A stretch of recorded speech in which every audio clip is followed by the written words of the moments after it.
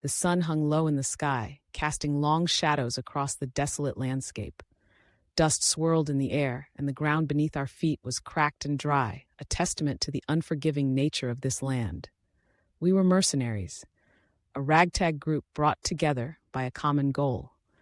But as we trudged forward, the weight of our mission felt heavier than the packs we carried. We were here for a reason, a job that promised riches, but the road ahead was fraught with danger. There were 5 of us: Jarek, the brawler with a heart of gold; Ilara, the cunning archer; Finn, the quiet one with a past shrouded in mystery; and me, the strategist. We had fought together before, but this mission felt different. The air was thick with unspoken words, and I could see the glances exchanged between Jarek and Ilara, their camaraderie shifting into something more complicated. As we pressed on, the terrain grew more treacherous. The ground was littered with remnants of past expeditions: rusted weapons, tattered banners, and the occasional skull half buried in the dirt. Each step reminded us of the fate that awaited us if we let our guard down. I had seen what greed could do to a person, how it could twist their mind and turn them against their own. It was a poison, and I feared it was already taking root among us. We set up camp that night in a small hollow, the walls of rock providing shelter from the wind. The fire crackled, casting flickering shadows across our weary faces. I watched as Jarek and Ilara shared a quiet laugh, their voices low and conspiratorial. Finn sat apart, his gaze fixed on the flames, lost in thought. The camaraderie that had once bound us together felt frayed, like a rope stretched too thin. "Tomorrow we'll reach the ruins," I said, trying to inject some authority into my voice. "We need to stay focused. There are traps everywhere, and we can't afford to make mistakes." Jarek nodded, but there was a glint in his eye that made me uneasy. "We've faced worse. We'll get in, grab what we need, and get out. Simple as that." "Simple?" Ilara scoffed. "This place is a death trap." Finn finally spoke, his voice low and steady. "Together, yes, but what if someone decides they want more than their share?" The question hung in the air, heavy and foreboding. I could see the flicker of doubt in Jarek's eyes, the way Ilara's smile faltered. The next day, we set out early. The ruins loomed ahead, a crumbling testament to a civilization long gone. We moved cautiously, scanning the ground for signs of traps. The air was thick with tension, each rustle of leaves or crunch of gravel making us jump. Jarek took the lead, his massive frame cutting a path through the underbrush. Ilara followed closely, her bow at the ready, while Finn and I brought up the rear. It wasn't long before we stumbled upon our first trap, a pit cleverly disguised with branches and leaves. "Careful," I warned. "This is just the beginning. We need to stay sharp." But as I knelt to inspect the pit, Jarek stepped back, his foot slipping on loose gravel. Time seemed to slow as he tumbled backward into the pit. "Jarek!" Ilara screamed, rushing forward, but it was too late. He disappeared into the darkness with a sickening thud. Panic surged through me as I rushed to the edge of the pit. "Are you okay?" I called. "I'm fine." Jarek's voice came back, strained but alive. "Just give me a minute." Ilara was already scrambling down the side. "Stay still, I'll get you out." But as she reached for him, I felt a chill creep down my spine. Something wasn't right. I glanced at Finn, who stood back, his expression unreadable. "We shouldn't be here," I muttered.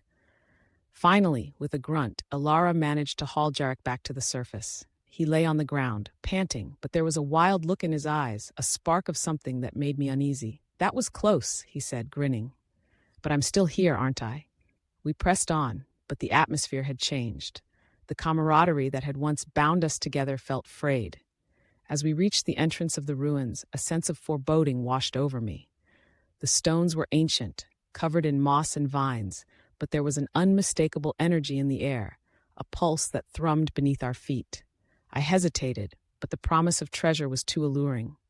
"Let's split up," I suggested. "We'll cover more ground that way." Jarek and Ilara exchanged glances, and I could see the unspoken agreement pass between them. Finn nodded, but I could tell he was reluctant. "Just be careful," he warned. We ventured into the ruins, the air growing cooler as we descended into the shadows. The walls were lined with carvings, ancient symbols that seemed to tell a story of their own. I felt a shiver run down my spine as I traced my fingers over the stone. It wasn't long before we stumbled upon a chamber. In the center stood a pedestal, and atop it lay a gleaming artifact, a jewel that sparkled with an otherworldly light. My heart raced as I stepped forward, drawn to its beauty. This must be it, I breathed, reaching out to touch it. But before my fingers could make contact, a loud crash echoed through the chamber, and the ground shook beneath us. "What was that?" I shouted, panic rising in my throat. "Traps!" Jarek yelled. "We need to get out of here." But it was too late. The walls began to close in. I could see the fear in Alara's eyes as she grabbed my arm, pulling me toward the exit. "Run!" she screamed, and we took off, racing through the twisting corridors. We burst out into the open air, gasping for breath.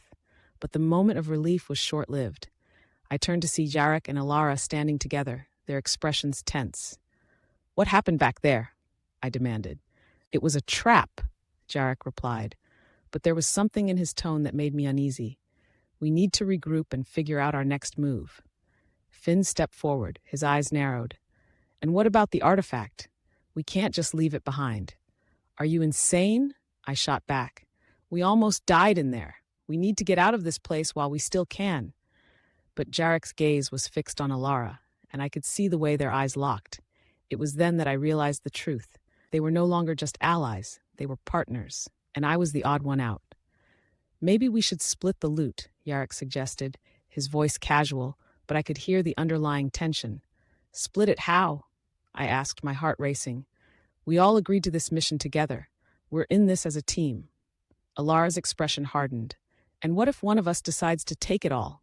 We can't trust each other anymore." The words hung in the air, a bitter truth that cut deep. "You're not serious," I said, my voice trembling. "Maybe I am," Jarek replied, his tone cold. "Maybe it's time we looked out for ourselves." Finn stepped back, his eyes darting between us. "This isn't what we agreed to. We're supposed to be a team." "Teams fall apart," Alara said, her voice steady, "especially when there's treasure involved." I felt a surge of anger. "You're willing to throw everything away for a piece of jewelry? After everything we've been through?" But the look in Jarek's eyes told me everything I needed to know. He had made his choice, and I was no longer part of it. In that moment, the fragile bonds we had forged shattered. The road to ruin had begun, and there was no turning back. As the sun dipped below the horizon, I felt the weight of betrayal settle on my shoulders.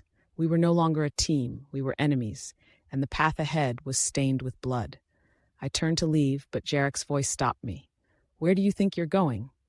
"Anywhere but here," I replied, my heart racing. "Not so fast," he said, stepping closer. "You're not leaving with that artifact. It's ours." I could feel the tension crackling in the air, a storm brewing just beneath the surface. "You think you can take it from me?" I challenged. Alara stepped forward, her bow drawn. "We're not playing games anymore. This is survival." I took a step back.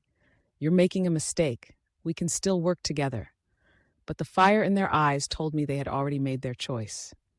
They were willing to betray everything we had built for the sake of greed, and I knew I had to act fast. With a surge of adrenaline, I turned and ran, the sound of their footsteps pounding behind me. I could hear Jarek's voice calling out, but I wasn't one of them anymore. I was a survivor, and I would do whatever it took to escape this hell. I raced through the ruins, my heart pounding, the echoes of their pursuit growing louder. But I refused to let it consume me. I had to find a way out. Finally, I burst through a narrow passage and found myself outside, the sun shining down on me like a beacon of hope. I took a deep breath, the fresh air filling my lungs, and I turned to face the ruins one last time. But as I looked back, I could see Jarek and Alara emerging from the shadows. "You can't escape us," Jarek shouted. I felt a surge of fear, but I refused to let it consume me. I turned and ran, the sound of their footsteps growing fainter behind me. The road to ruin had claimed my companions, but I would not let it claim me. I would survive, no matter the cost. As I raced across the barren landscape, I could feel the weight of betrayal heavy on my shoulders, but I refused to let it define me. I was a survivor, and I would find a way to escape this hell. The sun dipped below the horizon, and I knew that the road ahead would be long and treacherous. But I would face it head-on, determined to carve my own path, no matter the cost. In the end, it was not the treasure that mattered, but the choices we made along the way. And as I looked back at the ruins one last time, I knew that I would never forget the road to ruin that had led me here.